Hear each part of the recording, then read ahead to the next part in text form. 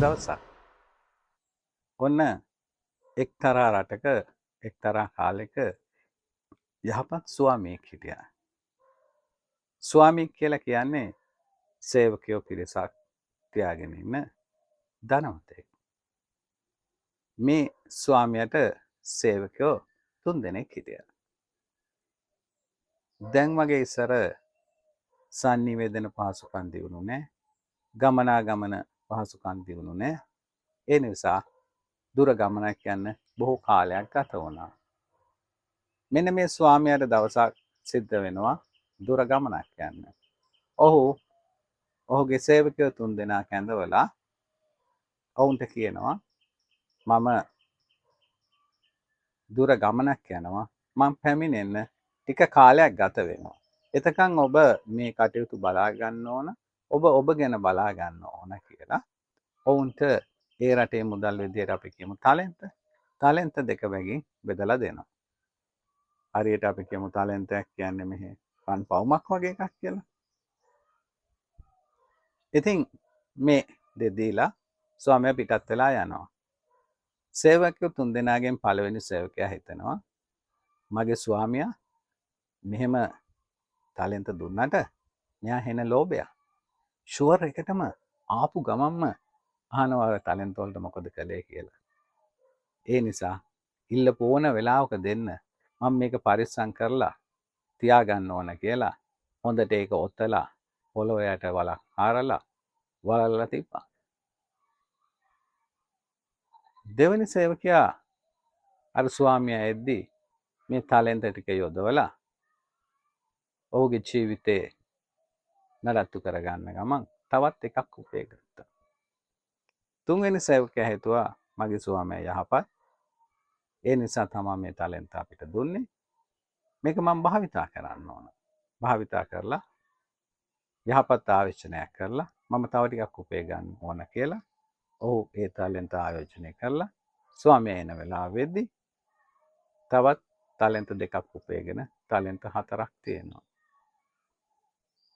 ඔන්න ස්වාමියා ටික කාලයකට පස්සේ ආපහු ඇවිල්ලා මේ සේවකයන්ට කැඳවලා තාලෙන්ත ගැන විමසනවා. පළවෙනි සේවකයා ඊටාම සතුටින් සහ ආඩම්බරෙන් ඉදිරිපත් වෙලා කියනවා ස්වාමිනී මම දන්නවා ඔබ කවදා හරි මේ ගැන විමසන බව.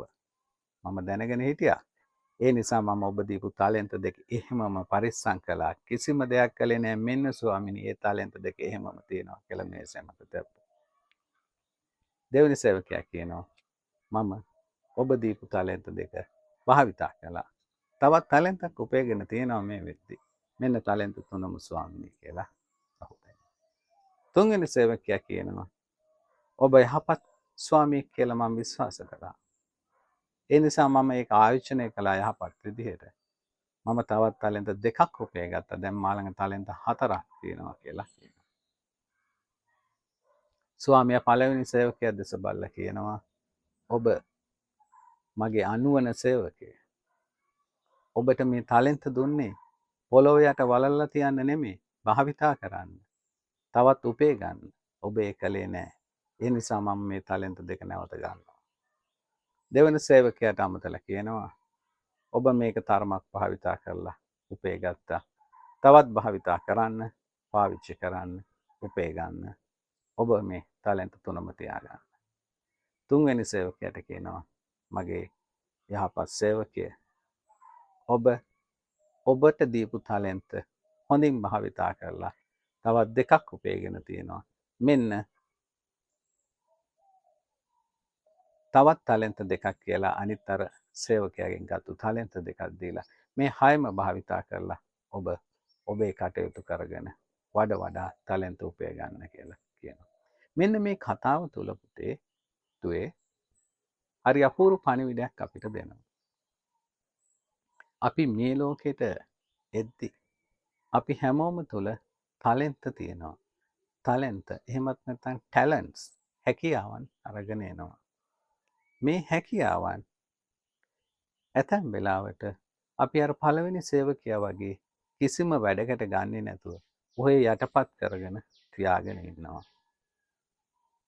අපේ අනවශ්‍ය බය නිසා අනවශ්‍ය ආකාරයේ ලැජ්ජාව නිසා අපි මේවා යොදවන්න කැමති නෑ. අපි ලැජ්ජ බය ඇතුව හැදෙන්න ඕන බව ඇත්ත.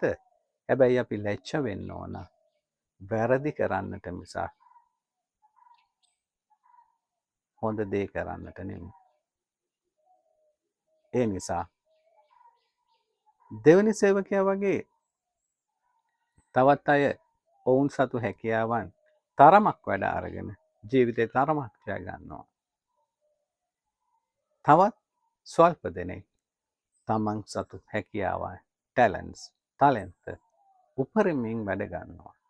උපරිමයෙන් වැඩ අරන් තමනුත් සාර්ථක වෙලා රටට දැයට සමයට පලක් ඇති වැඩදායි පුද්ගලයෙක් විදිහට ජීවිතය සමුගන්නවා.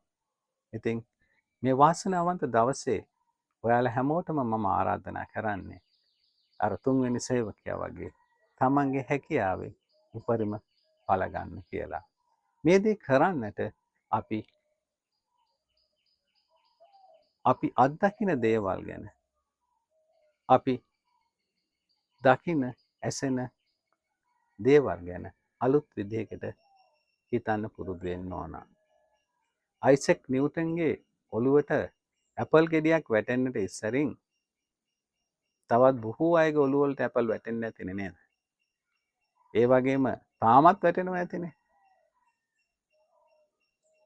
හැබැයි ඔහු මේ දේ ගැන අමුතු විදිහකට හිතපු නිසා ලෝකෙට ගුරුත්වාකර්ෂණ නියමය බිහි වුණා.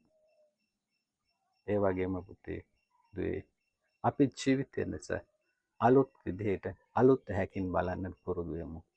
අපි අපේ ප්‍රශ්න ගැටලු ගැන මැසවිලි නගනවා වෙනුවට අපි ළඟ ඇති හැකියාව හඳුනාගෙන ඒකෙන් වැඩක් ගන්නට අපි අධිෂ්ඨාන කරගමු.